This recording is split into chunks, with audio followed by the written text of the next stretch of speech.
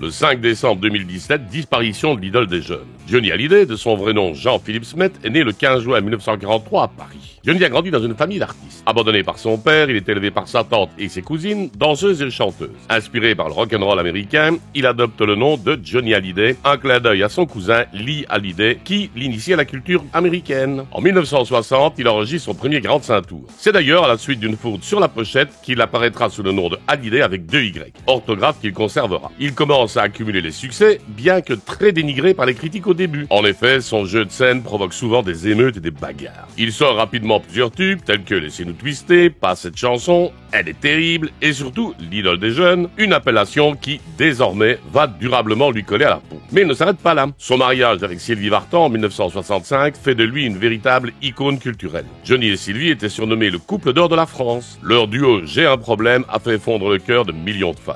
Le rythme des galas l'épuise, et peu après la naissance de son fils David en 1966, il tente de se suicider et doit être hospitalisé d'urgence. Il mettra quelques semaines à se rétablir. Les années 70 marquent une période de transition. Johnny innove, expérimente et surpasse les limites avec des concerts spectaculaires. Il enregistre Que je t'aime, un hymne à l'amour qui transcende les générations. Dans les années 80, Johnny se réinvente. Il sort des albums incontournables comme Rock'n'Roll Altitude en 1985, écrit par Michel Berger. C'est aussi l'époque de L'Envie, une chanson qui devient l'un de ses titres classiques. Johnny confie que l'envie reflète sa propre lutte contre les épreuves. Ce titre, c'est mon cri de guerre, disait-il. Les années 90 et 2000 consacrent Johnny comme un monument national. Il remplit le Stade de France en 1998, un exploit pour un artiste français. Et en 2002, il touche le cœur du public avec Marie, une ballade bouleversante. Johnny a vécu une vie privée agitée, marié 5 fois, notamment à Sylvie Vartan et Laetitia. Il a eu 4 enfants. Ses relations, souvent médiatisées, ont été marquées par de hauts et des bas, mais il restait profondément attaché à sa famille. Il s'éteint le 5 décembre 2017 des suites d'un cancer au poumon. Un hommage lui est rendu de la capitale française lors de ses obsèques à l'église de la Madeleine. Cet hommage réunit 500 000 personnes et est suivi par près de 15 millions de téléspectateurs. Johnny Hallyday, en 57 années de carrière, a vendu 110 millions de disques et a enregistré plus de 1000 titres. Le chanteur a été récompensé par 5 disques de diamant, 22 disques de platine, 40 disques d'or et 10 victoires de la musique.